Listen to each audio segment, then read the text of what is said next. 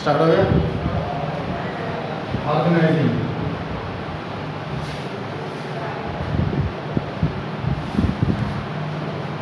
अगर मैं कहूँ सिंपल लैंग्वेज में, अरेंजमेंट ऑफ मैन पावर या मैनेजमेंट ऑफ मैन पावर, तो कुछ हद तक पूरी तरीके से नहीं लेकिन कुछ हद तक ठीक है। उसका रीज़न क्या है? जब आप प्लानिंग आपकी कंप्लीट हो जाती है, जब आपके दिमाग में एक चीज़ सेट हो जाता है कि हमें ये काम करना है, तो पहला क्वेश्चन जो अराइज होता है वो ये कि ये काम करेगा कौन,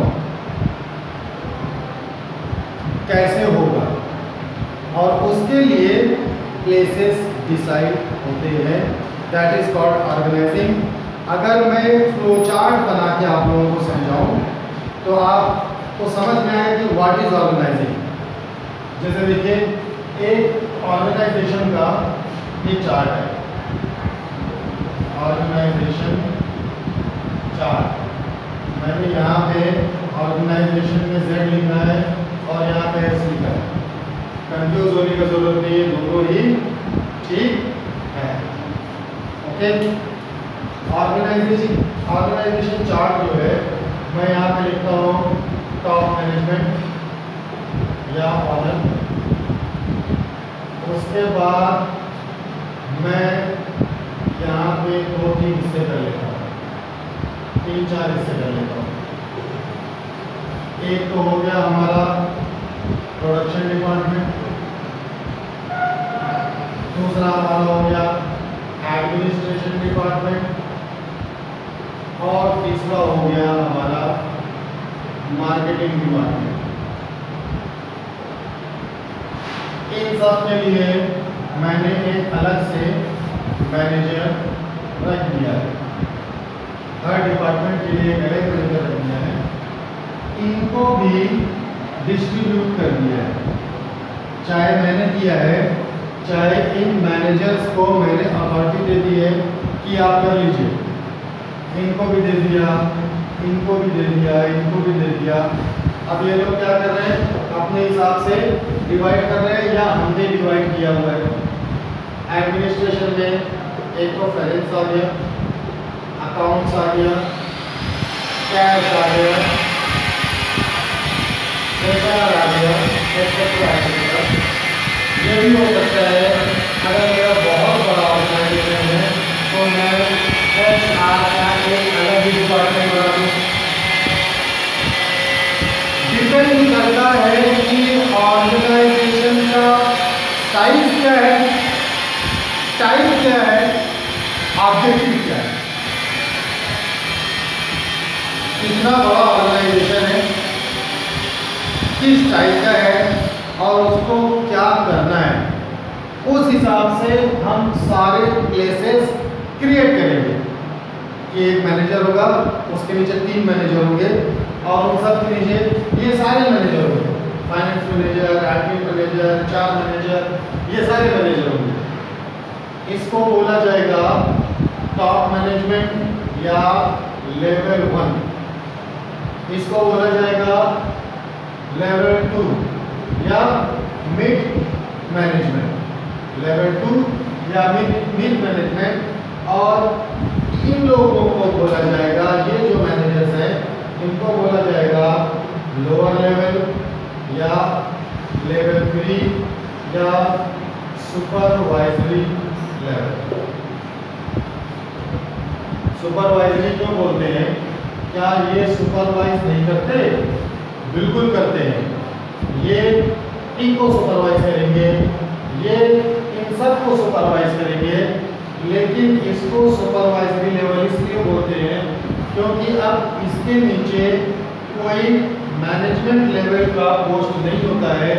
जितने होते हैं सब जनरल एम्प्लॉय होते हैं, जैसे अकाउंटेंट हो गया, जूनियर अकाउंटेंट हो गया, कैशियर हो गया, लेबर हो गया, टेक्नीशियन हो गया, एक्सेट्रा एक्सेट्रा एक्सेट्रा। इन सबको ये चलाता है, सुपरवाइज करता है, इसीलिए उसको बोलते हैं सुपरवाइजरी लेवल। ऑर्गेनाइजेशन अगर हमें बनाना है, क्या क्या चीजें ध्यान में रखनी पड़ेगी? आप अपने ऑर्गेनाइजेशन का वर्क आइडेंटिफाई कर लीजिए कि क्या आपको अलग डिवीजन बनाने हैं या अलग डिपार्टमेंट ही बना देना है। यहाँ पे तो मैंने सिर्फ अलग डिवीजन बनाया हुआ है। असम्पशन है कि कोई बिजनेस एक ही टाइप के प्रोडक्ट में डील करती है। अगर एक ऑर्गेनाइजेशन कई सारे प्रोडक्ट में डील करती है तो हम क्या करेंगे? अब यहाँ पे हमारा ऑर्गेनाइजेशन चार्ट डिफरेंट हो जाएगा। अब यहाँ पे पहले हम क्या करेंगे? प्लास्टिक डिपार्टमेंट अलग, स्टील डिपार्टमेंट अलग, वुड डिपार्टमेंट अलग, एक्सेट्रा। हो गया। अब हर डिपार्टमेंट का चार्ट वैसे ही बनेगा जैसा मैंने यहाँ पे आपको बना के दिखाया है। अब इस प्लास्टिक डिपार्टमेंट का जो भी मैनेजर रहेगा उसको इस डिवीजन का टॉप मैनेजमेंट या लेवल 1 का मैनेजमेंट बोला जा सकता है। ठीक है, आप डिवीजन देख लीजिए। उसके बाद डिपार्टमेंटलाइजेशन कर दिया, प्रोडक्शन, एचआर, मार्केट, डिपार्टमेंटलाइजेशन कर दिया। डिपार्टमेंटलाइजेशन करने के बाद में आप वर्क को आइडेंटिफाई करके सबको रिस्पॉन्सिबिलिटी दे दीजिए। ये ऑर्गेनाइजेशन। रिपोर्टिंग बहुत जरूरी है। अगर हम इसका सिस्टम समझेंगे, इस ऑर्गेनाइजेशन चार्ट से ये चैप्टर क्यों आया है, प्लानिंग के बाद ही क्यों आया है और इसके आगे जो चैप्टर है उनसे पहले क्यों आया है, तो ये चार्ट से सबको समझ में आ जाएगा। कई कॉलेजेस में या स्कूलों में जो बोर्ड के प्रोजेक्ट देते हैं ना, वो ये भी दे देते हैं कि ऑर्गेनाइजेशन चार्ट बना के दिखाएंगे, अपने इमेजिनरी नेम लेकर आप अपने हिसाब से नाम सोच लीजिए कि क्या डिपार्टमेंट रखना है, क्या डिवीजन करना है। बस कुछ हिंट देते हैं कि कितने लेवल का मैनेजमेंट होगा और हर डिपार्टमेंट में कितने एम्प्लॉय होने चाहिए, इतना, उससे ज़्यादा नहीं। फिर आपको अपना दिमाग लगाना है। ऑर्गेनाइजेशन चार्ट कैसे बनना है ये मैंने आपको बता दिया है। पहले टॉप मैनेजमेंट रहेगा या ऑनर रहेगा, जो भी आप कह लीजिए, वो डिपार्टमेंटलाइजेशन कर देगा। सारे डिपार्टमेंट अलग कर दिया, मार्केटिंग अलग, एडमिन अलग, प्रोडक्शन अलग। और अगर एक से ज़्यादा प्रोडक्ट में बिजनेस कर रहा है तो पहले डिवीजन बनाया जाएगा, फिर हर डिवीजन का डिपार्टमेंटलाइजेशन होगा। सारा कुछ सेट हो जाने के बाद में जो रिस्पॉन्सिबिलिटी है वो ये कि ये जितने सुपरवाइजरी लेवल के मैनेजर हैं, ये लेवल 2 के मैनेजमेंट को रिपोर्ट करेंगे और इनके नीचे जो काम करने वाले हैं वो इनको रिपोर्ट करेंगे। उसी तरीके से ये किसको रिपोर्ट करेगा? टॉप मैनेजमेंट को रिपोर्ट करेगा।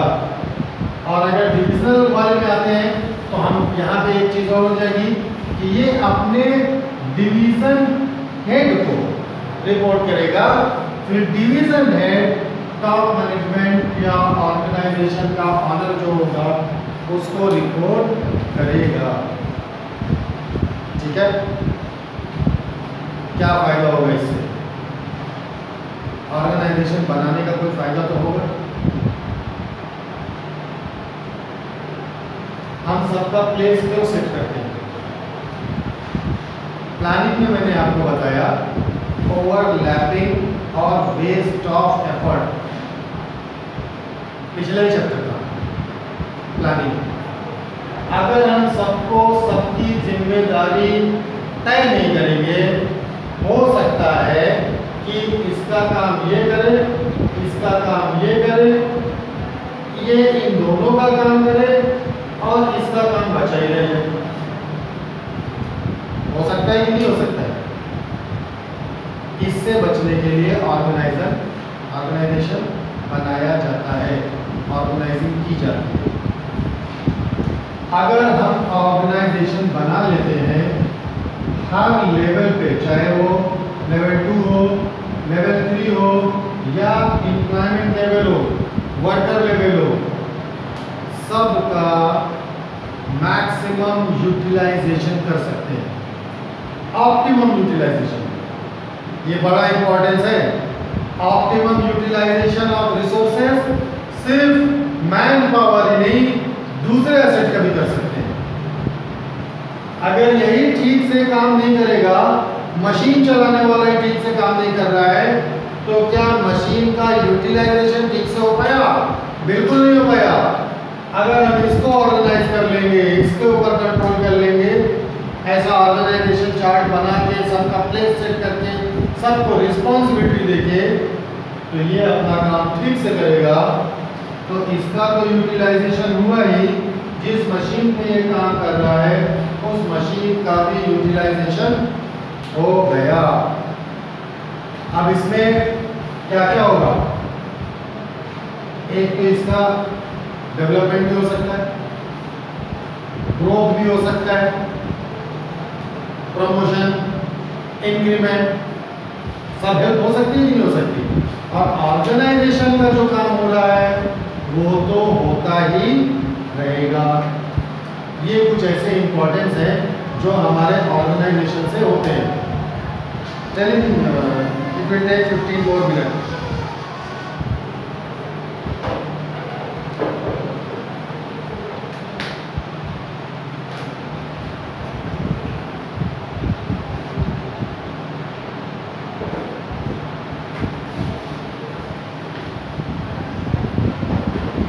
आगे बढ़े, चलिए। टाइप्स ऑफ ऑर्गेनाइजेशन, जैसे मैंने अभी अभी यहाँ पे आपको बताया, डिपार्टमेंटल, डिविजनल, ये दो हो गए।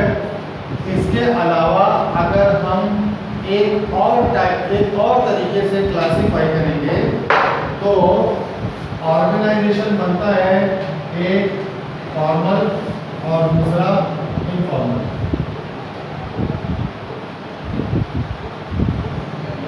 जो सिस्टम से, तरीके से, रूल्स रेगुलेशन से सब कुछ मिला जुला के कई लोग बैठकर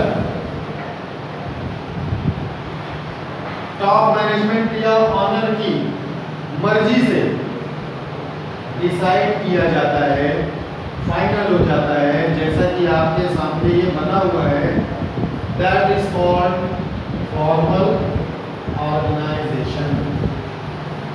that is called formal organisation.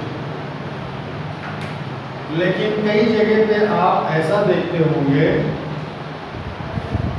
Canteen में बैठे एक दूसरे से कोई लेना देना नहीं, ना इसको इसके काम के बारे में पता है, ना इसको इसके काम के बारे में पता है, लेकिन ये चारों जब कैंटीन में बैठे, आओ यार तो मोदी जी ने तो ये बोला, बहुत अच्छा बोला, मन की बात में ये बोला, ठीक है, अरे वहाँ पे तो इतना बड़ा एक्सीडेंट हो गया, ऐसा हो गया, वैसा हो गया, कुछ गॉसिप्स है कि नहीं है? इसको इसकी बात पसंद भी आ सकती, नहीं भी आ सकती, और उसी तरह तीसरे को चौथे की बात पसंद भी आ सकती है, नहीं भी आ सकती। जब एक पर्सन, एक इंडिविजुअल दूसरे इंडिविजुअल की बातों को या पर्सनालिटी को या कुछ और चीज़ों को पसंद करने लगता है, इंटरेक्शन पैदा होता है, लोग एक दूसरे से इंटरैक्ट होते हैं, तो ऐसे लोगों का एक ग्रुप बन जाता है, कई सारे ग्रुप बन जाते हैं, ठीक है। क्रिकेट खेलने वालों का एक ग्रुप बन गया, फुटबॉल खेलने वालों का एक ग्रुप बन गया, सिनेमा देखने वालों का एक ग्रुप बन गया, चोरी डकैती करने वालों का अलग ग्रुप बन हंसने की बात नहीं है, होता है। तो ये जो ग्रुपिंग हो गई, अगर हम इसको बोल लें कि ये भी ऑर्गेनाइज हो गए हैं, तो इस तरीके का जो ऑर्गेनाइजेशन बनता है that is called informal organisation, जो कि मैनेजमेंट की मर्जी से नहीं बनता, बस अपने आप बन जाता है। इसके फायदे नुकसान तो आप समझ गए, इसके फायदे नुकसान समझे। इनफॉर्मल ऑर्गेनाइजेशन के फायदे कितने होंगे, नुकसान कितने होंगे। हर चीज के फायदे या नुकसान तो होते ही, क्या प्रॉफिट है, क्या लॉस है, क्या इंपॉर्टेंस है, क्या एडवांटेज है, क्या ड्रॉबैक है, सब कुछ।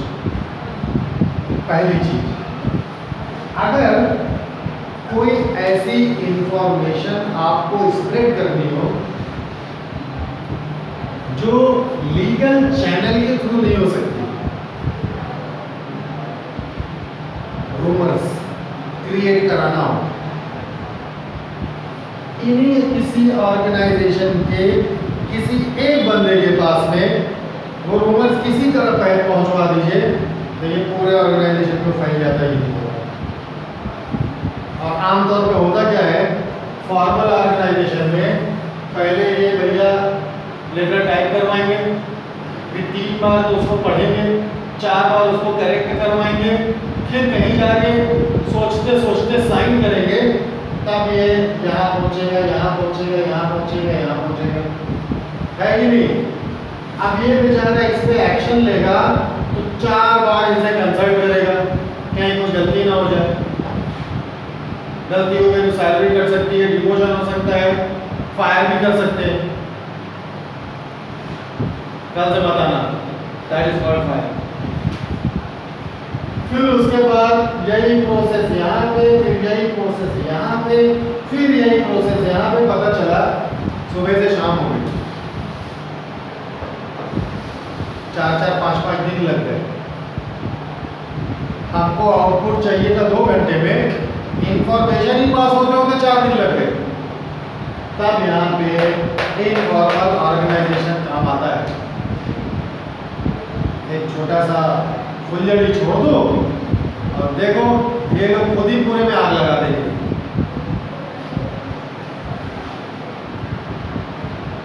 फायदा तो समझ में आ गया, अब नुकसान भी देख लेते हैं। ये जो छुड़वाया गया है, ये छुड़वाएंगे ऐसी चीज जिससे इनको फायदा हो, लेकिन गलती से अगर ऐसी कोई रूमर डिस्ट्रीब्यूट हो रही है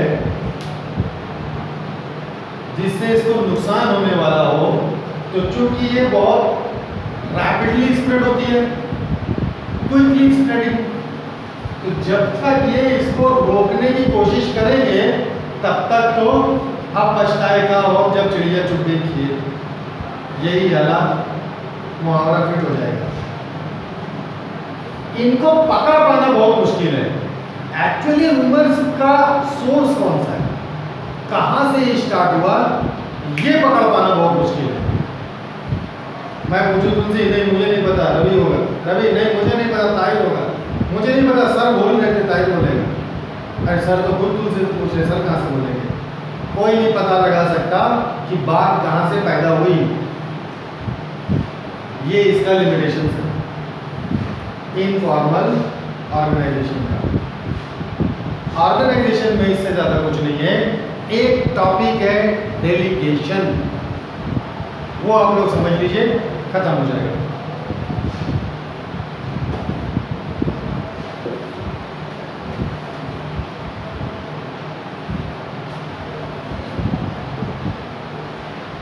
दो लाइन में बताऊंगा।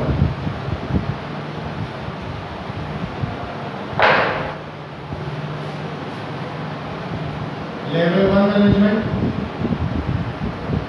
लेवल 2 मैनेजमेंट, कई सारे होंगे, लेवल 2, फिर लेवल 3, कई सारे होंगे। ये है ना,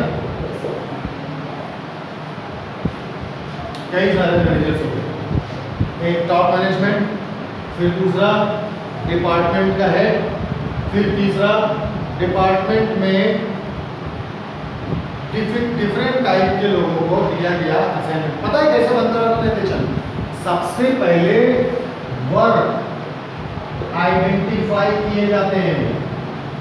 याद रखिएगा, ऑर्गेनाइजेशन बनने की शुरुआत कैसे होती है? सबसे पहले वर्क आइडेंटिफाई किए जाते हैं, फिर उसके बाद इनकी ग्रुपिंग की जाती है। ग्रुपिंग किसकी की जाती है? सिमिलर नेचर ऑफ वर्क्स जो रहेंगे उनका ग्रुप बना दिया जाएगा। ये जो ग्रुपिंग होती है इसी को बोलते हैं डिपार्टमेंट। लिखा पढ़ी वाला काम है, जितने लिखे पढ़े वाले काम है उसको सब एक जगह पे रखो। हथौड़े चलाने वाले सबको एक जगह पे रखो। बाहर दौड़ने भागने वाले लोग हैं, इन सबको एक जगह पे रखो। सबको अलग अलग ग्रुपिंग कर दिया, एक डिपार्टमेंट बना दिया, डिपार्टमेंट का एक हेड बना दिया, that will be called level 2 manager या मिडिल लेवल मैनेजर। ठीक है, अब ये उन वर्क को ग्रुप में से निकाल के जो बेस्ट तरीके से कर सकता है उसको असाइन कर दिया जाएगा और ये फिक्स रहेगा।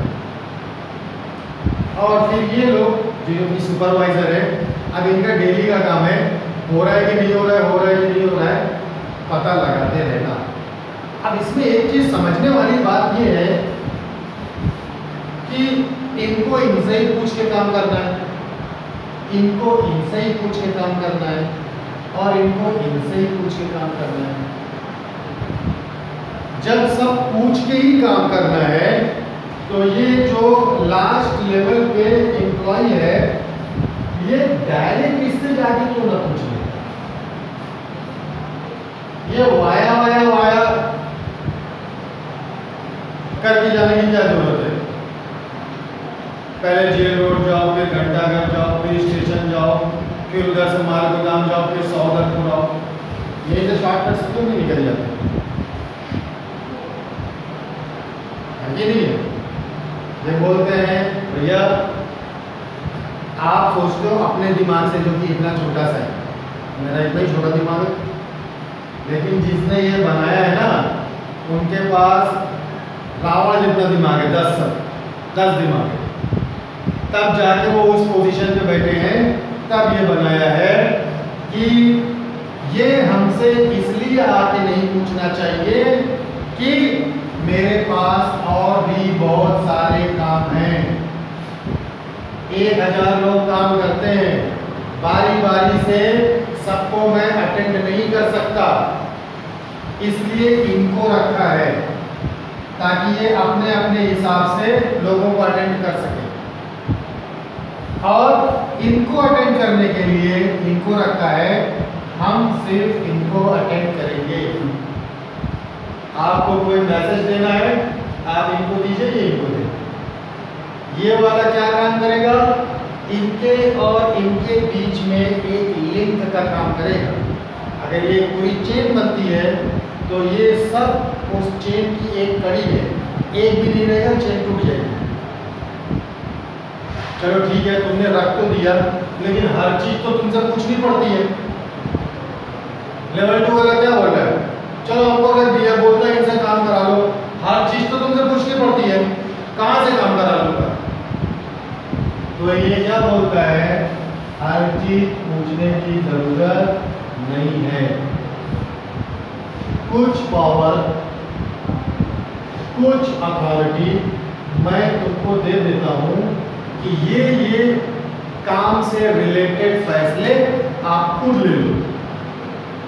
मेरे पास सिर्फ इन चीजों के बारे में आना है, इनको अपनी मर्जी से नहीं करना है। इसको करना है तो पहले मुझसे पूछना है। जैसे सप्लायर अगर चेंज करना है तो अपनी मर्जी से मत करो, तुम पहले हमसे पूछो। लेकिन अगर क्वांटिटी चेंज करना है या ब्रांड चेंज करना है तो मुझसे पूछने की जरूरत नहीं है। वो तुम देख लो क्या अच्छा है क्या खराब है, कितना कम जरूरत है कितना ज़्यादा जरूरत है। तो ये जो कुछ फैसले लेने के लिए कुछ डिसीजन लेने के लिए अपर लेवल वाला यानी सुपीरियर अपने से लोअर लेवल वाले यानी सबऑर्डिनेट को जो पावर, जो अथॉरिटी असाइन करता है, इसी को बोलते हैं delegation. Delegation means authorizing to take decision, assigning power to carry out your work independently। अब वही लेवल 2 वाला क्या करेगा, कुछ पावर्स इन लोगों को दे देगा ताकि ये लोग सुपरवाइजर को काम दे सके अपने अपने हिसाब से। और सुपरवाइजर भी जब एम्प्लॉय के पास जाएगा ना, तो वो ये नहीं बताएगा कि अगर तुमको 10 लीटर पानी या 10 बाल्टी पानी ऊपर पहुंचाना है तो पहले वहां जाओ, बाल्टी उठाओ, फिर पानी निकालो, फिर स्टेप पे चढ़ो, फिर पहला स्टेप पे रखो, फिर दूसरा स्टेप। इतना चीजें नहीं बताएगा, वो इतना ही बताएगा जाओ 10 बाल्टी पानी ऊपर पहुंचा दो। कैसे करना है ये खुद डिसाइड कर लेगा। मतलब सिर्फ 10 बाल्टी पानी ऊपर पहुंचने से। तो ये जो लेवल वाइज सुपीरियर्स अपने सबऑर्डिनेट्स को कुछ पावर, कुछ डिसीजन लेने के लिए ऑथराइज करते हैं, दैट इज कॉल्ड डेलीगेशन। ठीक है, दैट्स इट। डिटेल हम क्लासेस में पढ़ते रहेंगे, एक एक चीज डिस्कस करते